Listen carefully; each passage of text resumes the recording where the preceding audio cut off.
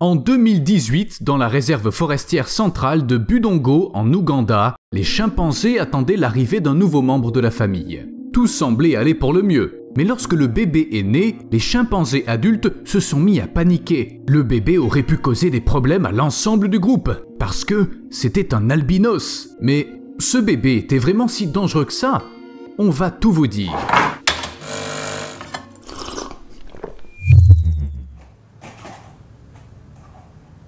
Tu as fini? C'est juste qu'il n'était pas dans l'intro des dernières vidéos. Et comme tu peux le voir, il en avait très envie. C'est bon? Tu es content? Alors, c'était quoi le problème avec ce bébé chimpanzé? Il était parfaitement normal en termes de physiologie, 4 pattes, des oreilles, des yeux. Au niveau génétique aussi, c'était exactement le même chimpanzé que les autres. C'est juste qu'il y avait une erreur dans son génome.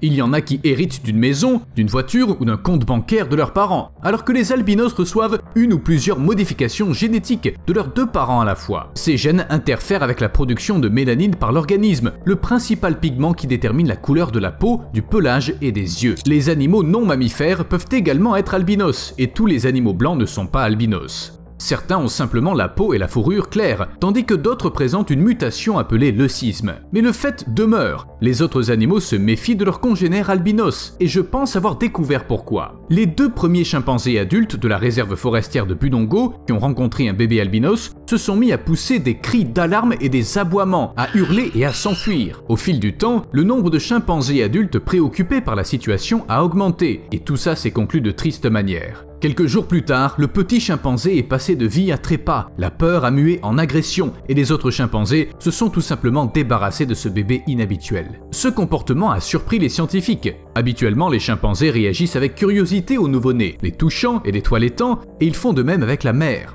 Dans certains groupes, les animaux peuvent montrer de l'agressivité, mais de la peur, c'est quelque chose d'inédit. La raison en est peut-être que la coloration blanche des chimpanzés ressemblait à la couleur des singes colobes noirs et blancs, qui sont les ennemis naturels des chimpanzés. Les singes colobes s'attaquent aux chimpanzés, et ces derniers le savent certainement. Qui plus est, les singes colobes sont aussi des primates, ce qui signifie qu'ils ont une odeur similaire. En d'autres termes, vous êtes dans la région que vous considérez comme votre foyer, et vous voyez soudain une créature semblable à votre ennemi juré. Vous réagiriez comment, vous? Enfin, d'après moi, les singes colobes ressemblent plus à des moufettes, mais qui suis-je pour contredire les chimpanzés à ce sujet? Mais même lorsque les animaux n'ont pas d'ennemis blancs ou noirs et blancs, ils essaient souvent de se tenir à l'écart de leurs congénères albinos. Tout simplement parce que la vie d'un albinos dans la nature est un véritable défi. Ils ont souvent une mauvaise vue, ce qui entraîne des problèmes pendant la chasse et quand on essaie de ne pas être chassé soi-même. Il est difficile pour des animaux blancs de se camoufler, quelles que soient les conditions. C'est des cibles ambulantes pour les prédateurs. Pas étonnant que les albinos aient du mal à trouver un compagnon.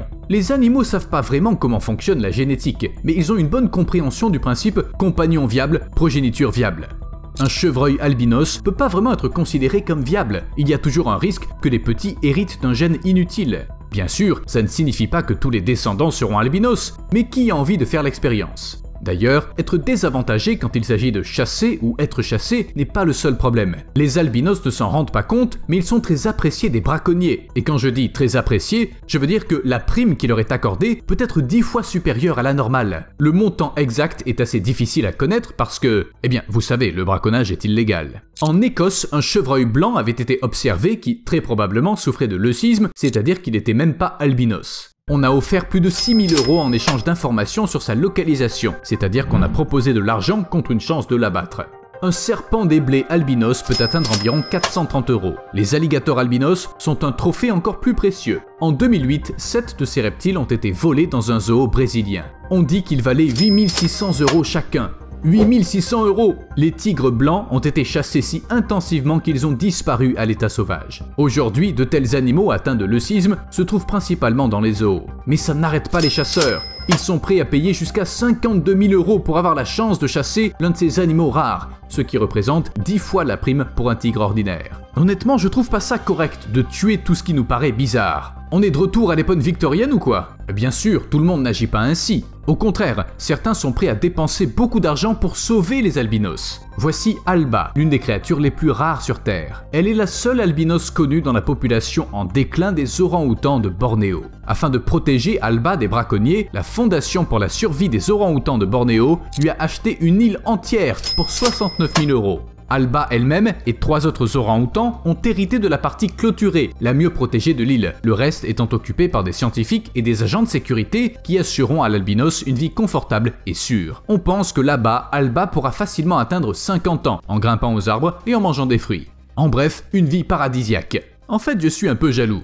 Salut Steve, tu te souviens de moi? Tu avais refusé de m'accompagner au bal de promo. Eh bien, maintenant je possède une île. Salut! 2 autres femelles et un mâle accompagnent Alba. Ils sont tout à fait ordinaires, sans albinisme. Ça arrive, tous les animaux ne voient pas les albinos comme des ennemis, mais le meilleur cas possible est celui où des animaux insolites s'entendent bien avec leurs semblables, et les écureuils blancs d'Aulnay en sont un excellent exemple. Aulnay est une petite ville de l'Illinois qui peut se vanter de posséder le plus grand nombre d'écureuils albinos au monde. Il existe plusieurs théories sur la façon dont les écureuils blancs ont atterri à Aulnay et pourquoi ils sont si nombreux. Apparemment, plusieurs personnes auraient attrapé au même moment des écureuils albinos dans la forêt, elles les auraient gardés pendant quelque temps, puis elles auraient fini par les relâcher dans le parc de la ville. Corrigez-moi si je me trompe. Bref, les écureuils albinos sont le bien le plus précieux d'Aulnay. Rien ne les menace ici. Les écureuils ordinaires sont clairement minoritaires, il est interdit de promener les chiens et les chats sans laisse ou harnais, il y a des mangeoires dans les rues, et les vétérinaires sont toujours prêts à aider si un animal se blesse.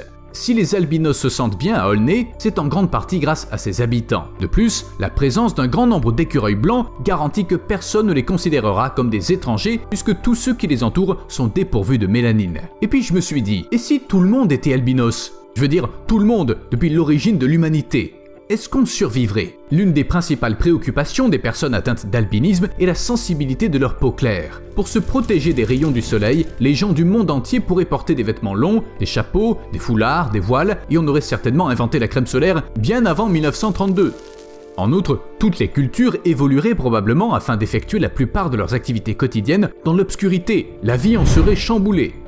Et la vision. L'albinisme l'altère souvent, alors ça veut dire qu'on n'aurait pas pu survivre aux temps anciens? Pas nécessairement. Certaines personnes atteintes d'albinisme sont d'habiles chasseurs. On utiliserait peut-être des cannes, des animaux d'aveugles ou même l'écolocation pour nous aider à parcourir le monde. Et n'oublions pas que tous les habitants de la planète verraient tout aussi mal. On n'aurait pas le sentiment d'avoir perdu quelque chose, ce qui signifie qu'on s'adapterait. Bien sûr, c'est que des théories. À ce jour, le seul moyen sûr de modifier la couleur de la peau sans chirurgie, c'est les carottes. Et les citrouilles. Quoi? Mais oui, ça fonctionne vraiment. Manger trop d'aliments riches en bêta-carotène peut donner à la peau une couleur orangée. Orange, mangue, patate douce, tout ça peut provoquer une décoloration de la peau. Ça se voit d'abord au niveau des pommes, puis sur le reste du corps.